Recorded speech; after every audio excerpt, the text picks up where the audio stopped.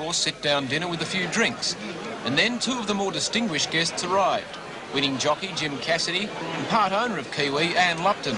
But husband and trainer of the horse, Snowy, was nowhere to be seen.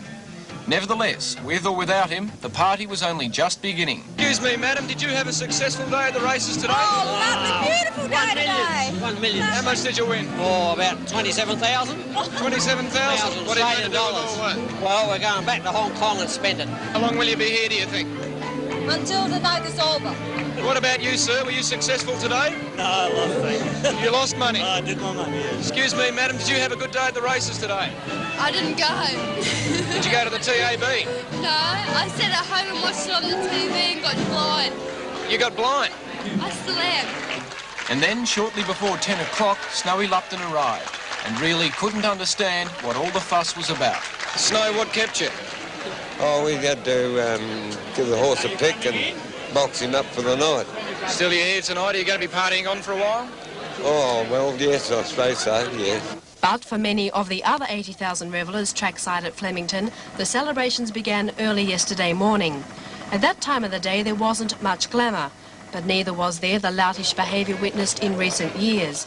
It was clear that the VRC's ban on bringing alcohol into the racetrack had got through.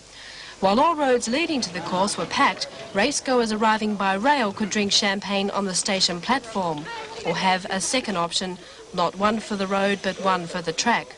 Traditionally, Melbourne Cup Day is a day of contrasts. For some, it was a day of glamour, a chance to show off the latest outfits in fashions on the field and to catch a glimpse of celebrities like the new-look Susan Sangster, sophisticated bachelor Peter Johnson and zany Jeannie Little. I'm having a ball. I think it's the wildest Melbourne Cup I've ever attended. And that's saying something. In case it rains, this is waterproof. There was even the flamboyant English designer Zandra Rhodes. Lots of fabulous hats, really lovely little swirls and bits of net. It's been wonderful. The members' car park was the other place to be seen. In fact, being distinctive was hard, as sipping champagne next to a Rolls Royce was almost commonplace. But it was a different story out near the public car park.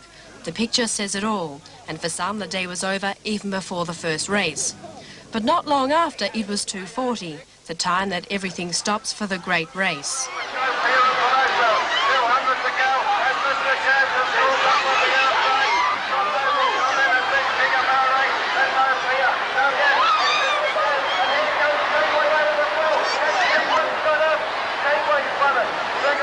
But last night, several hours after the jockeys and horses had gone, this was the not-so-glamorous scene. The lawns on trackside were carved up, not with a familiar racing hoof, but with mounds of rubbish. It was a stark reminder of the biggest day of punting in Australia. Yet the glamour was still at the racetrack, and fine conditions meant that it continued to focus on the members' car park throughout the evening. And some had already made up their minds on how to spend their winnings. What are you going to be doing tonight? Celebrating, $200 worth. How are you going to do that? Oh, Botanical Hotel, I think, really. Some had saved enough energy for a patriotic gesture, and there was the one or two or three who couldn't quite handle the pace. But most survivors were on their best behaviour, and after talking about how much they would have won, or thinking my dress was better than hers, they'll probably survive another year for the running of the 1984 Melbourne Cup.